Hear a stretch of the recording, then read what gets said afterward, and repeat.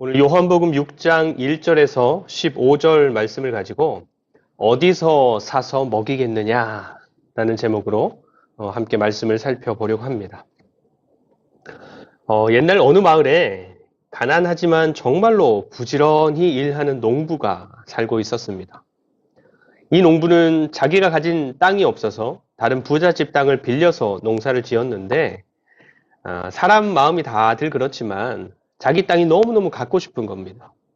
그래서 정말로 열심히 일을 하면서 돈을 차곡차곡 잘 모아가고 있었어요.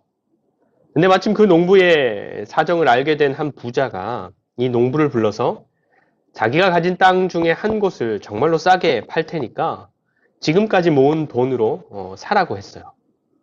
그러자 이 가난한 농부는 너무너무 감사하다면서 자세히 알아보지도 않고 그 땅을 덜컥 샀죠. 근데 그 땅에 가서 보니까 어떤 땅이었을까요? 돌이 너무너무 많아서 그대로는 농사를 지을 수 없는 땅이었어요. 그래도 이미 샀는데 어떻게 해요? 얼른 골라내야지. 그렇게 했죠. 그래서 열심히 하루, 이틀, 사흘, 돌을 골라내면서 밭을 일구고 있는데, 그러던 어느 날 돌을 골라내던 그 밭에서 땅에 묻혀있던 항아리 하나를 발견하게 되는 겁니다. 근데 그렇게 발견한 이 항아리가 바로 요술 항아리였어요. 요술 항아리. 그 안에 무엇을 넣던지 넣으면 하나가 더 생기는 항아리였던 것이죠. 여러분, 이런 항아리가 생겼어요. 이런 항아리가 있으면 우리는 거기에 뭘 넣을까요? 여러분들 뭘 넣으시겠어요? 돈, 돈. 이 농부도 돈을 넣었어요. 그래서 엽전 하나가 둘이 되고, 둘이 넷이 되고, 넷이 여덟이 되고, 금세 많은 돈을 가진 부자가 되었는데, 이 소식을 그 항아리가 발견된 땅을 팔았던 부자가 듣게 된 것입니다. 그러면서 이 농부를 찾아가서 나는 밭을 팔았지 거기에 있던 항아리는 팔지 않았네. 그러면서 그 항아리가 자기 것이라고 주장하는 거죠. 근데 이 농부도 지지 않았어요. 내가 산 땅에 있던 것이니까 내 것입니다. 그렇게 다툼이 일어나게 되고 결국에는 그 마을 원님 앞에까지 가게 됩니다. 그럼 원님은 이 문제를 어떻게 해결했을까요? 요술 항아리 때문에 생긴 다툼이니까 항아리를 감옥에 가둬라. 이렇게 판결한 겁니다. 좀 어이가 없죠? 근데 그렇게 판결해서 부자와 농부를 집으로 돌려보내고 나서는 그 항아리를 몰래 자기 집에 옮겨놓게 했어요. 이 원님도 그 항아리가 욕심이 났던 거죠. 근데 그날 밤에 무서운 일이 일어났어요. 무슨 일인가 하면 캄캄한 밤에 나이 많은 원님의 아버지가 마루로 나왔다가 그만 항아리에 빠지게 된 것입니다. 그래서 원님의 아버지가 한 사람이 두 사람이 되고 두 사람이 네 사람이 되고 집안이 그 아버지로 가득하게 된 거죠. 그걸 본 원님은 너무너무 무서웠어요. 그래서 그 항아리를 부잣집 대문 앞에 가져다 놨는데 그랬더니 집안을 가득 채웠던 아버지가 진짜 아버지만 남기고 다 사라지게 된 것입니다. 그럼 부잣집에서는 어떤 일이 일어났을까요? 부잣집에서도 원님 집에서 비슷하게 밤에 그 항아리에 부자의 아내가 빠지게 돼서 그 집에도 부자의 아내가 가득하게 된 겁니다. 이것도 무섭겠죠? 그래서 이 부자도 그 항아리를 원래 주인 농부의 집에 가져다 놓게 되고 그래서 부자의 아내도 이제 진짜만 남기고 다 사라지게 되었는데 결국 요술 항아리를 다시 찾게 된 농부는 거기에 책을 넣어서 책 없이 공부하던 아이들에게 나누어 주기도 했고 또 가난한 많은 사람들을 돕는 사람으로 오래오래 행복하게 살았다라는 우리나라에 전해 내려오는 동화 이야기였습니다. 여러분, 전래동화는 누군가가 지어낸 정말로 심플한 이야기이지만 그 이야기 안에는 당시 사회의 구조, 문화, 사람들의 본성, 또 사람들에게 필요한 덕목, 정서, 그런 인문학적인 요소들이 담겨 있습니다. 아예 우리의 실제 모습이나 삶과는 거리가 먼 이야기들이 아니라는 것이죠. 오늘 우리가 읽은 말씀 속에서도 이런 요술 항아리와 같은 존재가 수천 명의 사람들에게 발견되었는데 그 요술 항아리와 같은 존재 누구예요? 누구? 예수님. 보리떡 5개와 물고기 2마리가 예수님이라는 요술 항아리를 통해서 수천 명을 먹이고도 남는 음식이 되었던 것입니다. 여러분 이런 요술 항아리 되신 예수님 가지고 싶지 않으십니까? 당시에 그 기적을 경험했던 사람들도 그랬어요. 그래서 저마다 어떤 생각을 했느냐 하면 15절, 뒤에 15절 말씀을 보면 이 사람을 우리의 왕으로 삼자. 그죠? 당시 기적을 경험한 사람들의 눈에 예수님은 걸어다니는 요술 항아리처럼 보였던 것입니다. 저 사람만 있으면 나의 이 배고픈 문제는 끝이다. 저분만 붙들면 우리 인생의 부족함, 결핍은 끝이다. 이제부터 나한테 필요한 것들을 어디에서 어떻게 구할까 걱정할 필요가 없다. 그러면서 좋아라 했을 것입니다. 근데 오늘 말씀 속에서 예수님은 사람들에게 요술 항아리와 같은 존재가 되기를 원하지 않으셨어요. 그래서 어떤 일이 있게 될지를 아시는 우리 주님께서는 오늘 말씀의 기적, 보리떡 5개와 물고기 2마리로 5천 명이 넘는 사람들을 배불리 먹이시는 기적을 베푸시기 전에 제자들에게 먼저 질문을 하십니다. 5절 말씀. 5절. 예수께서 눈을 들어 큰 무리가 자기에게로 오는 것을 보시고 빌립에게 이르시되 우리가 어디서 떡을 사서 이 사람들을 먹이겠느냐 하시니. 여러분들이 빌립처럼 예수님과 함께하는 제자들 중에 한 사람이에요. 예수님 가까이에서 예수님의 손과 발이 되어서 그때그때 필요한 일들을 하면서 돕는 사람들 중에 한 사람이란 말이죠. 그래서 예수님과 함께 이동할 때마다 예수님께로 몰려드는 많은 사람들을 이미 경험했어요. 어떤 때는 병든 사람들이 구름대처럼 모여드는 것을 경험했고 어떤 때는 말씀을 듣고자 하는 사람들이 구름대처럼 모여드는 것들을 경험했단 말이죠. 그리고 이번에도 예수님을 향해서 구름대처럼 몰려오는 사람들을 예수님과 함께 보고 있는 거예요. 그런데 그때 예수님께서 묻는 것이죠.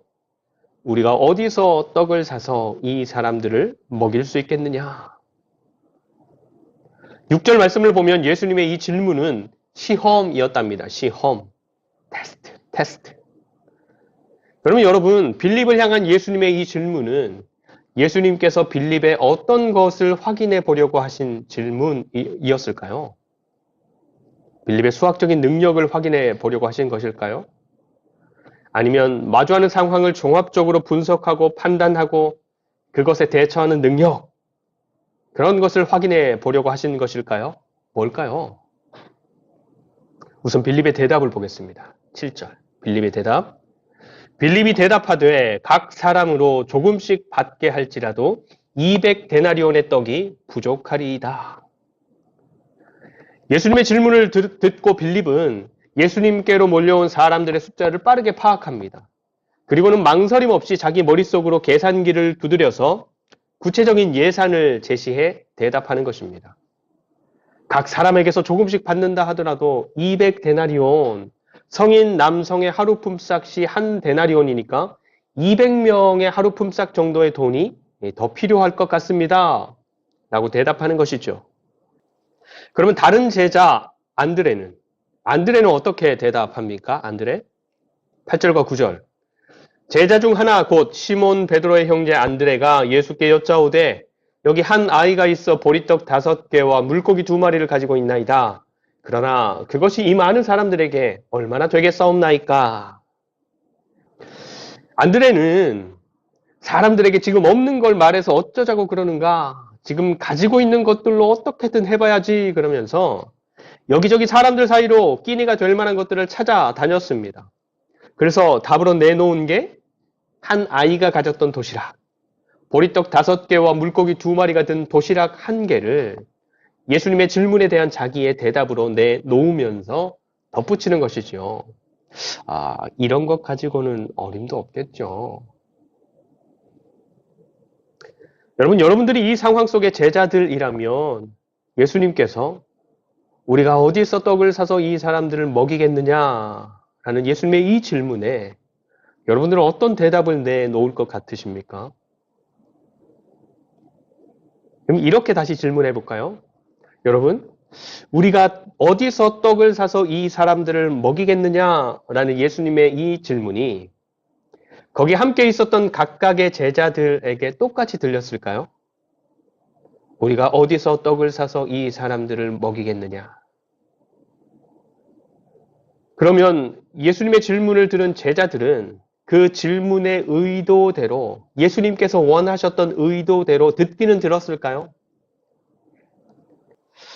여러분, 같은 질문이라도 그 사람의 관심사나 그 사람의 직업, 그 사람의 세계관, 가치관, 그 사람이 지금 무슨 생각을 하고 있고 무엇을 보고 있느냐에 따라서 그 질문이 전혀 다르게 들릴 수 있는 것입니다. 각 사람으로 조금씩 받게 할지라도 200데나리온의 떡이 부족할 것 같습니다. 여기 한 아이가 있어 보리떡 5개와 물고기 2마리를 가졌나이다. 그러나 그것이 이 많은 사람들에게 얼마나 되겠습니까? 여러분, 빌립이나 안드레가 지금 보고 있는 것은 예수님께로 모여든 많은 사람들입니다. 그 사람들의 형편, 그 사람들의 상황, 현실을 보고 있습니다. 그래서 남자 어른은 한 5천 명쯤 되겠구나. 먹을 것이 없구나. 가지고 있는 것들을 전부 모은다 해도 모아질 게 별로 없는 가난한 행색이구나. 등등. 그럼 여러분, 우리 예수님은 무엇을 보고 계셨을까요? 우리 예수님. 사람의 중심을 살피는 예수님께서는 빌립이나 안드레가 보고 있는 것들도 역시나 보셨을 테지만 그것보다 그 너머에 있는 것들, 그 사람들의 영혼, 그 영혼의 갈급함, 목자 없는 양들처럼 고생하며 굶주려 있는 그 내면의 삶을 더 깊이 보고 계셨던 것입니다. 그래서 아까 예수님의 질문, 우리가 어디서 떡을 사서 이 사람들을 먹이겠느냐라는 이 질문은 지금 제자들의 삶이 어디를 딛고 서 있느냐? 어디를 딛고 서 있는 삶이냐? 지금 제자들의 삶은 어디에 시선을 두고 무엇을 바라보며 살아가는 삶이냐? 지금 빌립, 너의 믿음이라고 하는 것은 어디에 닻을 내리고 있는 믿음이냐?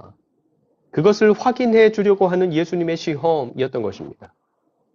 여러분, 빌립은 정말로 명석했습니다. 거기에 모여든 사람들의 수와 그 형편을 빠르게 파악하고 그 사람들에게서 돈을 조금씩 거둔다 해도 200명의 하루치 임금 정도 되는 돈이 부족하다라는 구체적인 계산까지 금세 끝낸 것입니다. 그런데 그게 다였어요.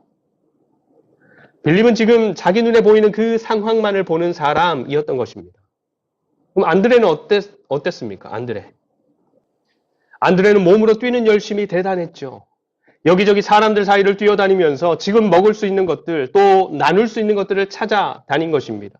그래서 기어코 어린아이 하나가 챙겨온 도시락 하나를 찾아낸 것이죠. 근데 그런 열심 있는 안드레 역시도 지금 눈에 보이는 것들 그 이상을 보지는 못했던 것입니다. 예수님께서 보고 계시는 그 너머의 세상, 그 너머의 형편은 보지 못했던 것이죠. 그래서 예수님께서는 먼저 이 결핍의 현장에 반응하는 제자들의 반응을 통해서 지금 그 제자들이 예수님과 함께 동행은 하고 있지만 자기가 딛고 서 있는 세상이 어디인지, 자기가 살아가고 있는 세상이 도대체 어디인지, 어디를 바라보고 있는지 분명하게 깨닫게 하시는 것입니다.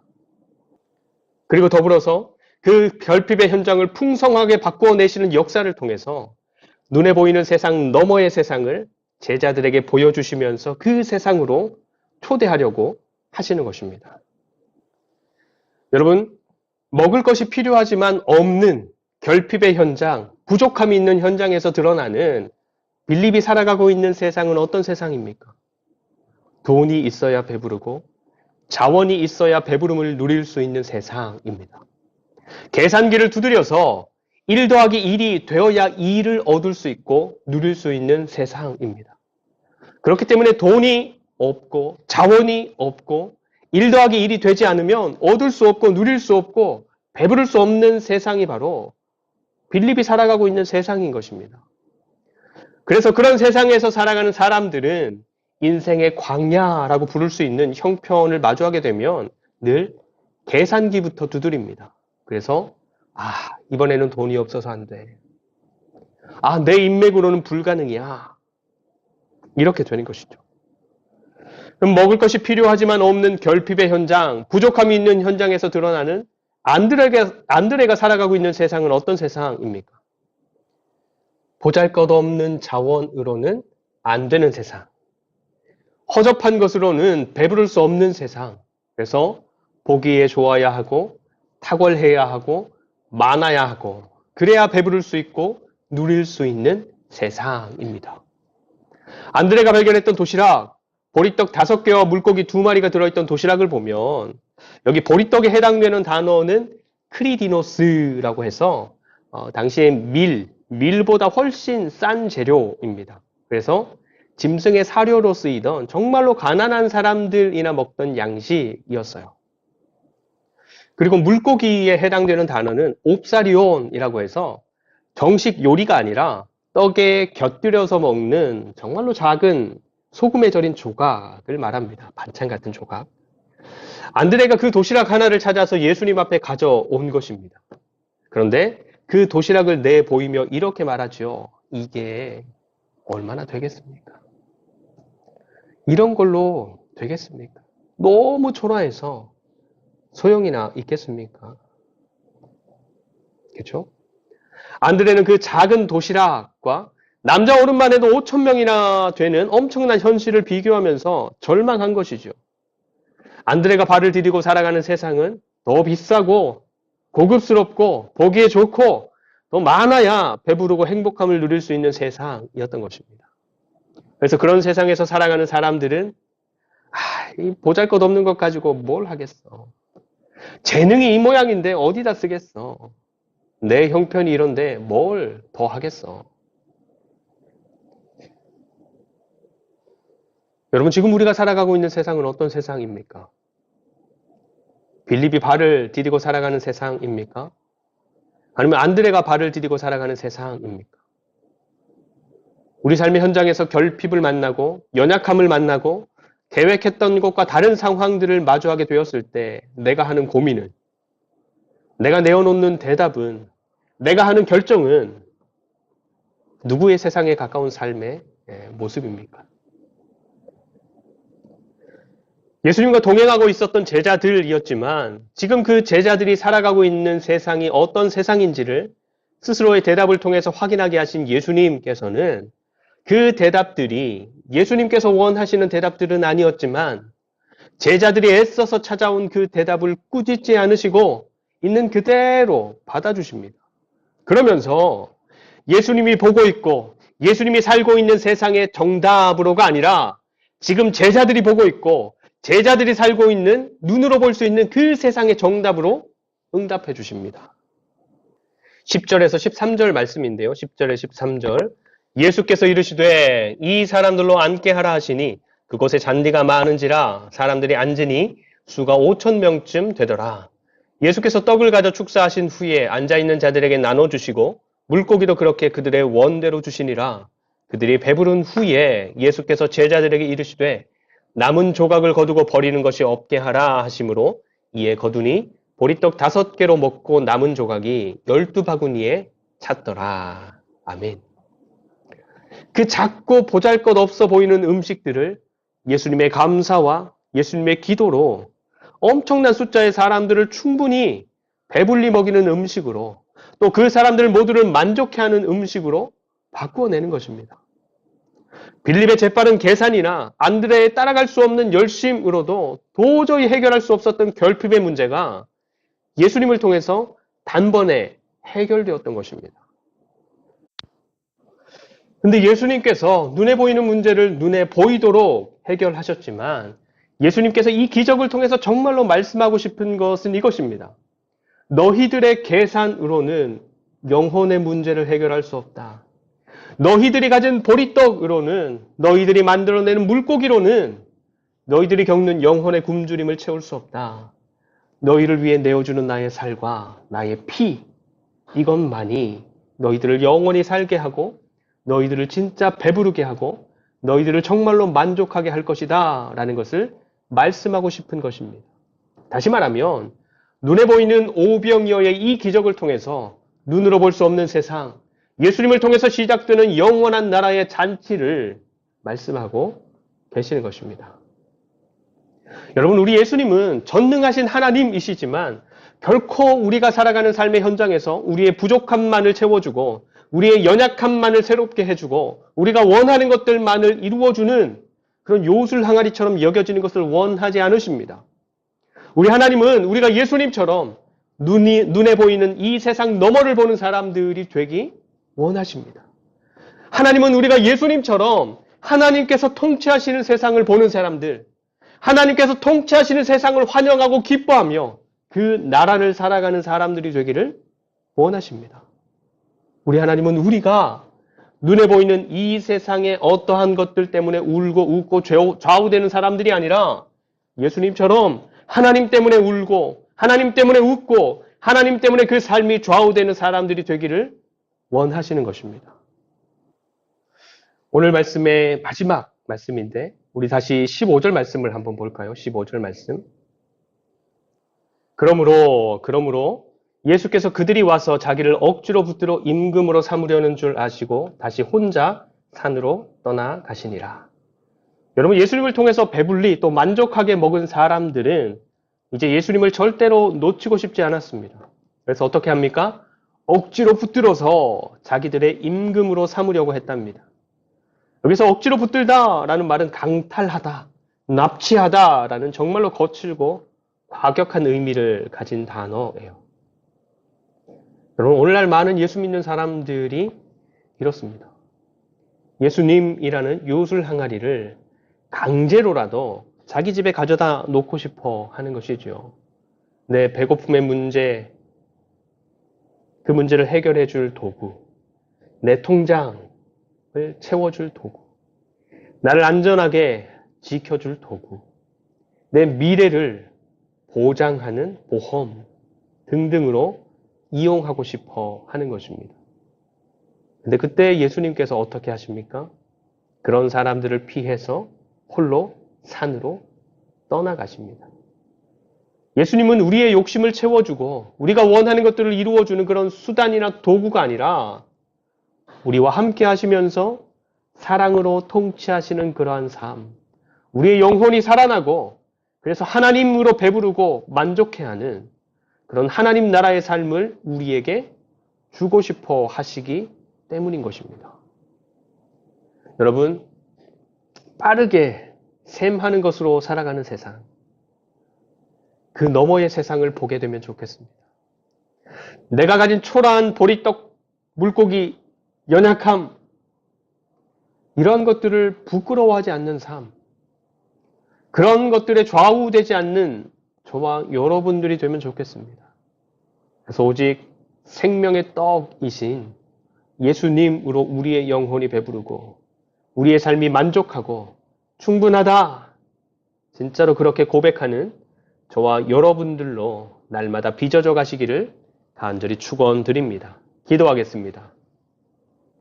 하나님, 우리는 빌립처럼 늘 계산하며 돈이 없어서, 사람이 없어서, 또 뭐가 안 돼서 안 된다 말하는 삶을 살았습니다.